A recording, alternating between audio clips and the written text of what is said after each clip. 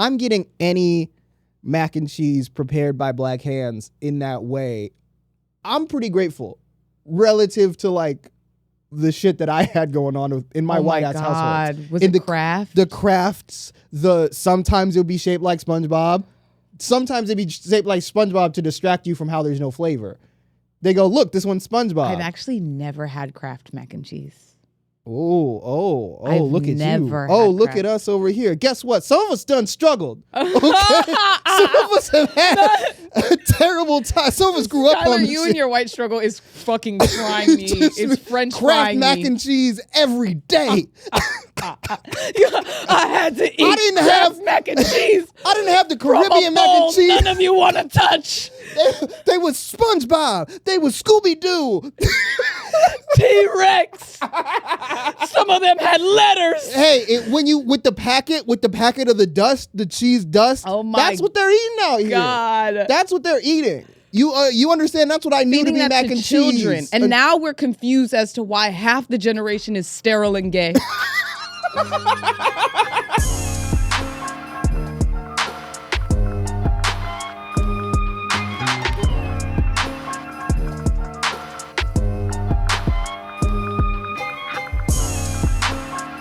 Hey, hi, welcome to the Help Me Be Black podcast, where I bring on comedians to help me be black. My guest today, she's a hilarious stand-up comedian. You can watch her set on fucking Live Nation, YouTube. Hilarious all around. And I love seeing you everywhere. I see you, I feel like a lot. We run into each other. Tatyana Guchi, everybody. Make some noise. Make some noise. This is the energy you want. You got the grill on? I do. Sure do. I come with my own intro. My own sound effects. Yeah. Oh yeah. The guests got to do their own sound effects from now on. That's gonna be our new thing. Oh, sorry to the rest of y'all. No, that was real good. That was real good. How are you doing? How are you feeling? I'm so great. I'm so excited to be here. Don't know if I'm qualified. Not well. Apparently not already.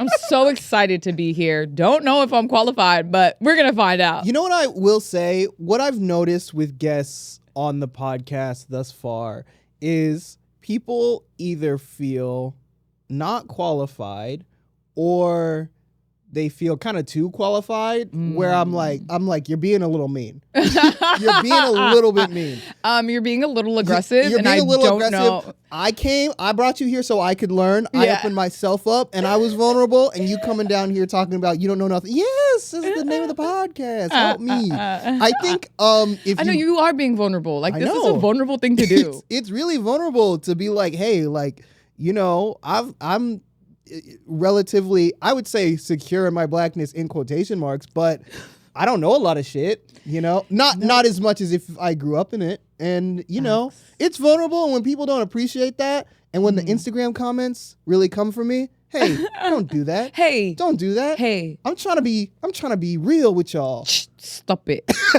I learned that from what is his name? The dog whisperer. Did you watch that? I feel like this is really, I don't know why it seems niche. I watched the dog whisperer religiously. And it's like, no, dog whisperer was huge. He was like in that era, and it feels like it's not over now, but a different thing where like when TLC would make random people who did random shit into celebrities, now that's just like TikTok, you know? Yeah, facts. But like dog whisperer, I'm like, what is bro doing now? He's probably on that big ass ranch with all them dogs. Like he has other animals. So he's got llamas.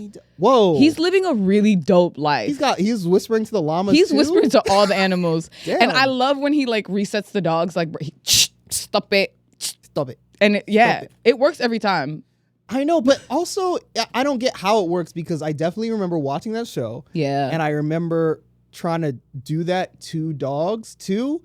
Didn't work when I did it. It's because your aura, bro. You have to you have to have like a commanding aura when you do it. But I felt like if you have I don't know, maybe maybe that's not in your control then, because I tried to and the dog looked at you and said, shut the fuck up. Dog learned to talk to say shut the fuck up. Shut the fuck up. I tried to put some bass in my I'd be like,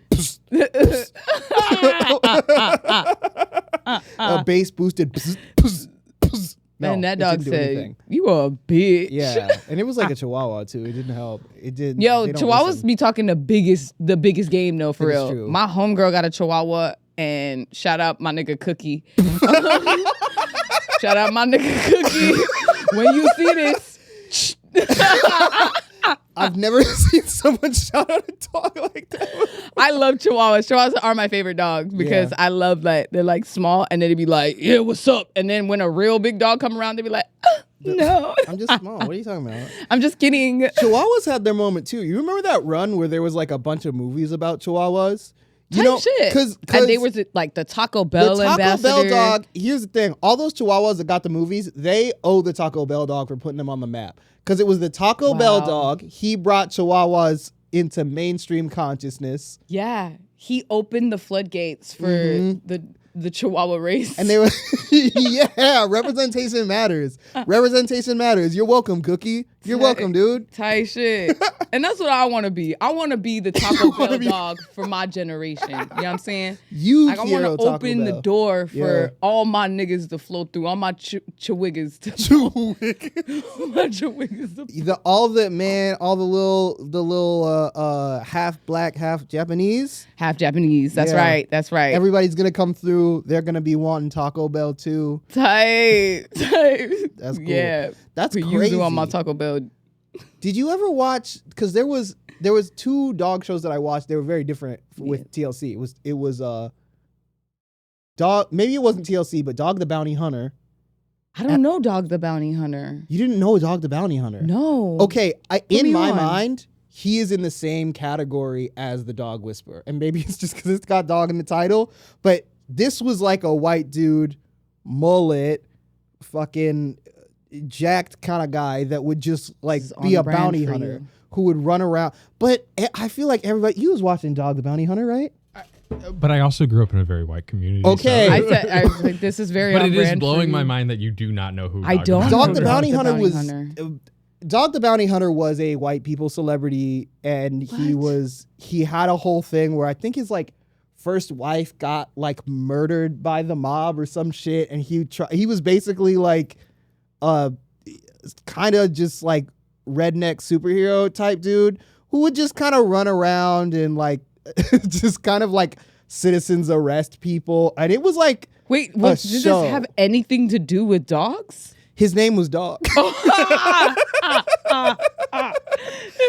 to do. I'm thinking he's like hunting the dogs. He's like running around hunting dogs. Because the bounty hunter, I'm like, okay, Dog the bounty hunter. Yeah. Do the dogs owe people money? Like what is this? Yeah. I'm trying to put 2 and 2 together. His name is just Dog. Got it. His name is Dog. But I also feel like these came on around the same time. Like you could flip back and forth between. It was in that era of just TV where it was like random ass reality shows going on. Facts. Because I was into the Pawn Shop show. I was gonna say Pawn Stars, Storage Wars. Those were like ghetto whites, and I fuck with them. I love the ghetto whites. They my favorite. They my favorite. Did you know any ghetto whites growing up?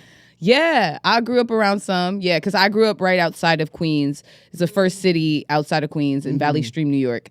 And so that was very like a blue collar town. So it was all minorities, and then also like the white people that I was around was they were Italians, Irish Italian kind of mix. Okay. But yeah, very like blue collar construction workers, did like, you know, bureaucratic jobs, cops and stuff. Right, getting paid off by who knows who. Facts. Taking money. Definitely corrupt. Around. Oh, Definitely. Man. What? Yeah, the Italians.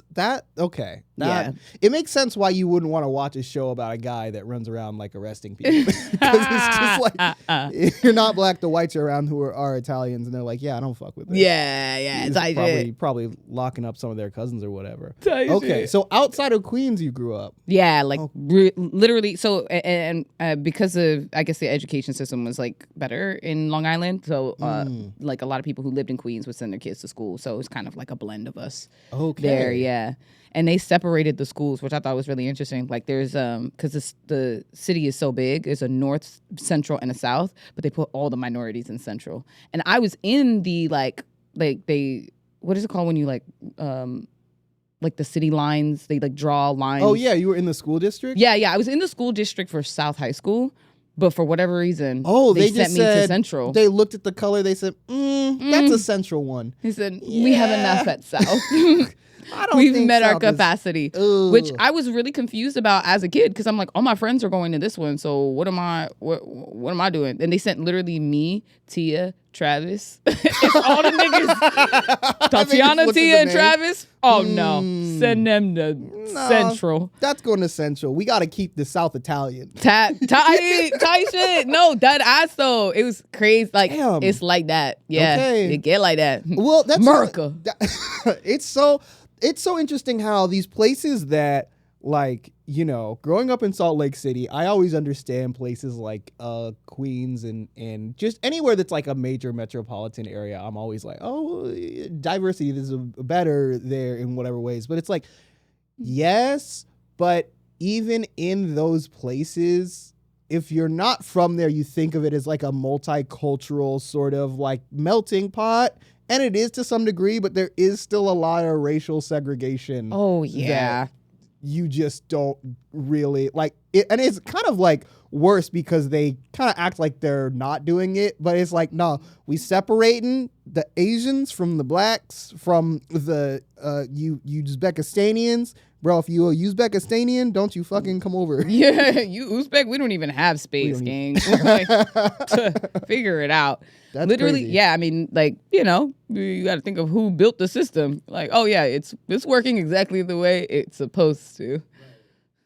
The rainbow segregation. Damn. Yeah. So did you have in your like school system, did you have like a good time at school? Do you feel like you were like, I think like I'm very interesting. Like I think I was just like floating by. I always knew I'm somebody who can get along with everybody because I know this about you. You're around.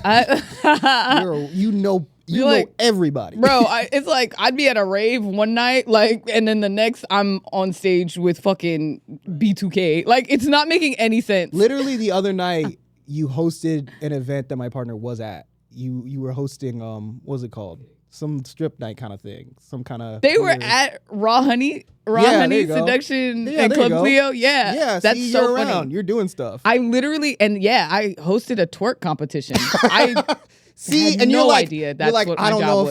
if I can give advice and be on this podcast about being black. You hosted a twerk competition. Type shit.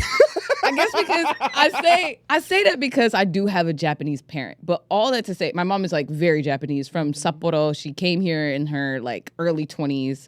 But like also, like, my mom wholeheartedly identifies as a black woman, which is problematic. Whoa, wait a second. This is actually... It's problematic. Wait. Tell me more. It's very problematic. She doesn't do anything. She go type of shit though. No. I can't make that joke. I can't make that joke. Shit. On Kami-sama.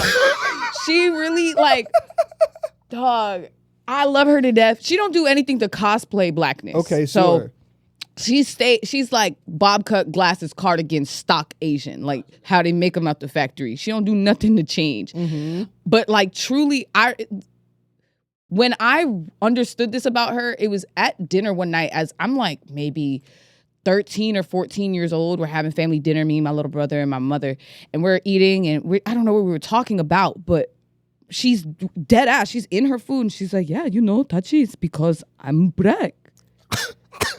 Me and my brother made that sound. We were choking on our food. We said, not saying it with the R where the L is, and you're saying no, wait. No, hold on now. I'm not saying, look. Damn. I'm black.